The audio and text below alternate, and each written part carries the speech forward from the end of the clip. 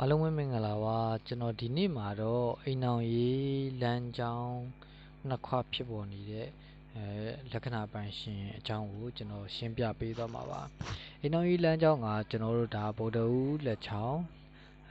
လက်တန်းပေါ့နော်ဗုဒ္ဓဦးလက်ချောင်းလက်တန်းဖြစ်တယ်ဗုဒ္ဓဦးလက်ချောင်းရဲ့လက်တန်းရဲ့အောက်ခြေကိုဒါဗုဒ္ဓဦးကျုပ်ကိုပေါ့နော်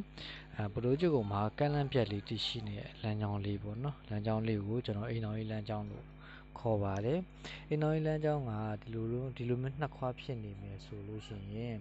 ဒီလက္ခဏာပိုင်ရှင်ကမိမိရဲ့အိမ်တော်ဘက်နဲ့အိမ်တော်ဘက်နဲ့ဟိုပေါင်းတင်နေထိုင်ပြီးအချိန်ကြာလာတဲ့အမြတ်မိမိရဲ့အတွေးတွေအမြင်တွေစိတ်သဘောထားတွေဟာမိမိရဲ့အိမ်တော်ဘက်နဲ့စန့်ကျင်ဘက်အနေထားကိုဖြစ်ပေါ်လာနိုင်တယ်ပေါ့နော်ဒီနှစ်ခွအိမ်အောင်ရေးလမ်းကြောင်းနှစ်ခွရဲ့ဂုဏ်သတ္တိရတော့အဲ့လိုမျိုးမိမိရဲ့အတွေးမြင်တွေမိမိရဲ့အကြံဉာဏ်တွေဟာမိမိရဲ့အိမ်အောင်ဘက်နဲ့စန့်ကျင်ဘက်တည်ရှိနေတဲ့စိတ်သဘောထားချင်းမတိုက်ဆိုင်ဘူးပေါ့နော်အဲ့လိုအချက်တွေဖြစ်ပေါ်နိုင်ပါတယ်အဲ့တော့ဒီလိုနှစ်ခွဖြစ်ပေါ်နေပြီဆိုရင်မိမိဟာ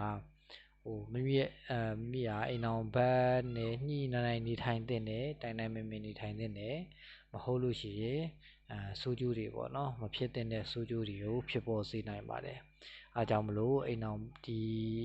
လမ်းကြောင်းနှစ်ခွဖြစ်နေတဲ့လူတွေဆိုလို့ရှိရင်ဂရုစိုက်တင်တာပေါ့အပြောစုအားစမိမိအိမ်အောင်ဘက်ပေါ့အပြောစုအားစကျွန်တော်ဂရုစိုက်တင်ပါတယ်ဟုတ်ကဲ့ပါအားလုံးကျမ်းမာချမ်းသာကြပါသည်အနေကင်းပြီးရှင်းကြပါသည်ကျွန်တော်ကတော့ပမခဒေါက်တာရွှေမင်းရဲ့တပည့်ကျွန်တော်ယာဟုဖြစ်ပါတယ်